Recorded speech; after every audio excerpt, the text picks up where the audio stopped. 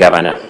Before I address you on another substantive preliminary question on an existing court order touching on these matters, allow me to invite my learned colleague, Mr. Elias Mutuma, to wind up on that issue of the proceedings before the Assembly by drawing your attention to certain salient material aspects of the purported Hansards that have been presented before you, so that you have all that in consideration. Then I'll move to the next subject. Thank you so much, Mr. Speaker.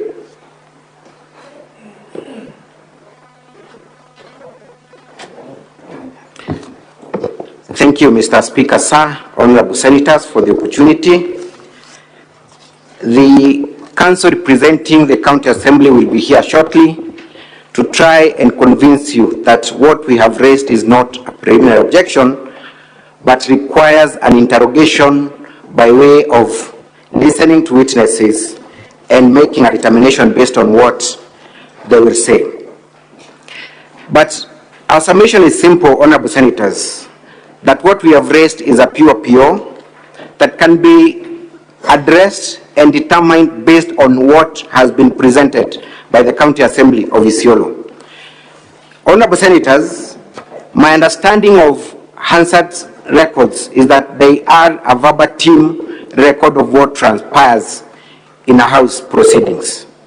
Therefore, they are able to tell us exactly what happened on the day that that motion is said to have been passed. We have raised an issue with proceedings that are said to have taken place on the 18th of June 2025 and proceedings that are said to have taken place on 26th of June 2025. Honorable senators, with your kind permission, kindly hold your volume 3 of the County Assembly's documents. I will take a very short time to take you through the Hansards, and this being a house that is also a house that is very much familiar with proceedings in the House, you'll be able to tell me whether there is anything that took place there. At page 7 of that bundle, we have been presented with what is said to be the proceedings of 18th of June 2025. Page 7 of 7 of volume 3 of the documents. Page 7. We see the House purportedly sitting for the first time. There is no communication from the chair. There is no calling of orders by the clerk. Straight away, the mover of the motion proceeds to execute the business of the day. Look at it. It is straight away withdrawal of the motion on the impeachment of Isiolo County Government dated 10th June 2025. What does it begin with? Honorable Abubakar Godana. Honorable senators, who presided over this session? There is no invitation from the Speaker for the mover of the motion to proceed and execute the business of the day. Let's proceed. Honorable Abubakar Godana proceeds and proposes a motion to withdraw the previous motion and invites two members of the County Assembly, Honorable Nicholas Lorot and David Nyoro, to second the motion. Without again the intervention of the Speaker, these two members rise and they proceed to second the motion. So who invites them to the floor? Who is presiding over this House? Let's go on. The two members support the withdrawal of the motion, and the Speaker now is seen for the very first time. There is no question put to the members. There is no vote that has taken place, but the Speaker proceeds to say, the members, the notice of the special motion or the removal from office by impeachment, the Governor of Isiolo County issued on Tuesday 10th June 2025 has been officially removed as requested by the mover, Honorable Bakar, member for Sericho Ward. We now proceed to the next business. So who approved this withdrawal? Who approved this withdrawal? Where is the vote? Let's proceed. Honorable senators, we We proceed to the Hansard now of 26 when the governor is being purportedly impeached. That's at page 23 of the same document. There is a communication from the chair.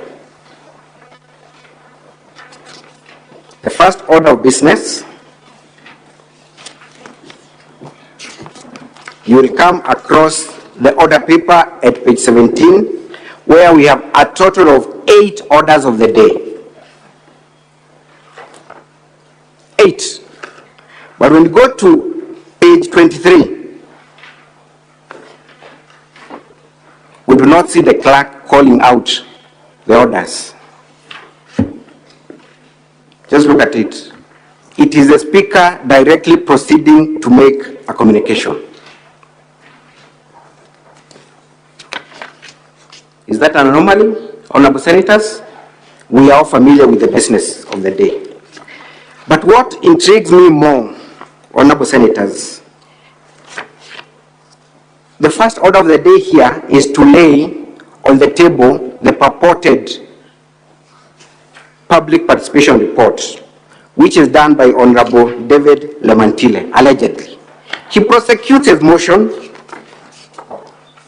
and argues on the public participation. Let's go to the end at page 31.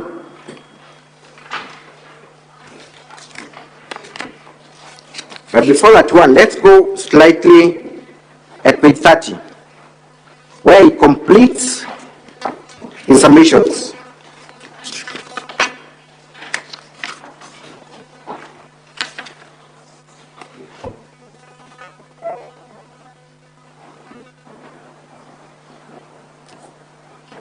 After laying the paper, public participation, we now see Honorable Peter Lawson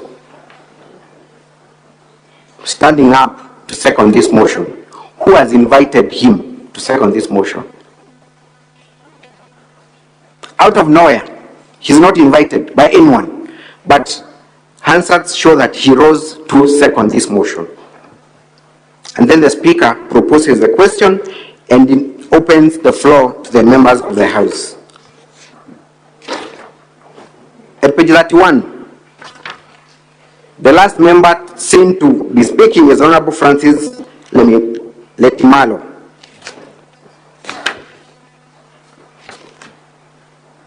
The speaker now puts the question. So what happens after the question was put, honorable senators? There is no record whatsoever of what transpired. Nothing. A question is put, there is no indication that the House actually endorsed the public participation report. That answer is left hanging.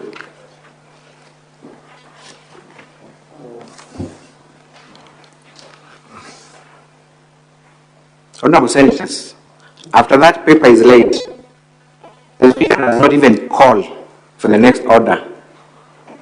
The clerk is not seen anywhere calling for the next order. Instead, what do we see? Honorable Abubakar Godana is seen now on the floor. Answers are supposed to be capturing verbatim what transpired. So who was in charge of this House? Where is the speaker's recording inviting the mover of the motion to move the motion? Where is the recording of the clerk inviting, or rather calling for the order, for the next order? There is nothing. Instead, we just see someone on the floor prosecuting the motion. And he proceeds and proceeds. At page 35, he's done. Strangely, the first paragraph at the top of page 35, when he completes to execute his motion, he does not invite anyone to even second. Records are there. But we see one Honorable Major Golicha now standing up to second the impeachment motion. Who has invited him? There's no one. And other members, strangely now, so the House is suddenly in an autopilot. So from Honorable Major, then we see the Speaker opening the floor. You have Honorable Peter Losu. He continues. Without the intervention of the Speaker, there is another member, Honorable Salesio Kiambi, who proceeds as if the Speaker is not in this house, as if the clerk is not in this house, and proceeds. Another member just rises up from nowhere. There is no recording of the Speaker inviting any member to make a contribution to this motion. Apart from, of course, page 39, when suddenly the person cooking this answer realizes the Speaker has not been captured in this, and now we see the Speaker for the first time. In conclusion, because I do not want to take time that my senior is going to take to address you on the other issue,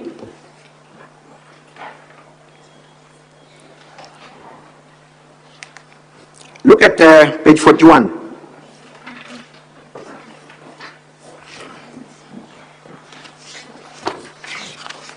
After the members purportedly complete to make their submissions, the Speaker makes very strange remarks, and I quote at page 41. Clerk, is the governor or his legal representative available? Sergeant at Arm, can you check around if the governor or his legal representative are present? The Speaker does not even take time to communicate to the House whether the governor had been invited. He does not even read that invitation notice as required. So why is he calling for the governor, whom Learned Counsel had told you was invited to appear at 9 and we at 2 o'clock? The Speaker is not seen anywhere saying that we invited the governor by this letter and he has not come, but instead asked the clerk to check whether the governor is available anywhere. Let's proceed. I'm completing, Honorable Senators, and this is going to shock you. So, when the governor was confirmed was not in the House, the Speaker proceeds to guide the House on the next move. At the end of that page, 41, I read what the Speaker says. When the doors, I'm reading the last part, when the doors have been locked and the bar drawn and the names of the tellers have been announced, the Speaker shall, this is the Speaker telling them, the Speaker shall put the question again in the presence of the tellers. When called out, each member shall thereupon rise in his or her place and declare assent or dissent to the question in the following manner. I vote yes or I vote nay. Proceeds. Honorable Senators, page 42. Where does the Speaker put that question to the members of the House present? There is no question put whatsoever. She has just told them that he needs to put that question again. There is no question put. So what were these members voting for or against? There is no question put. Honorable Senators, we then need to sit here and invite witnesses on the stand to demonstrate that there was no proceedings that took place on 26th and 18th. I rest my case.